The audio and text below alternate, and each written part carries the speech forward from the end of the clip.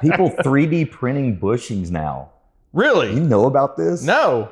Man, 3D print everything. There's guys out there that's 3D printing with this material that is bushing material. Really? And they're just designing their own bushings. So is it like a urethane type of material? Yeah. Really? Yeah, I don't know. I don't remember what I've heard material fabricators say now that their favorite tool in a fabrication shop is a 3D printer.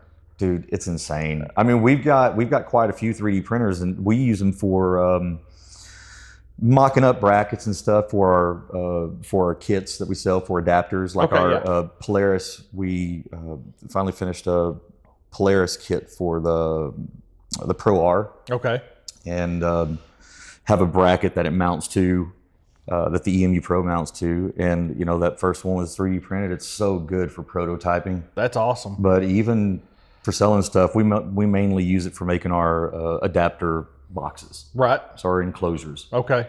And we had some standard plastic material that we used before, but now we've been using some carbon material.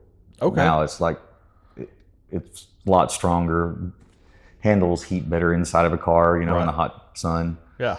But man, 3D printing, just to think about it and awesome. Just make it happen. That is too cool. It's pretty incredible, man.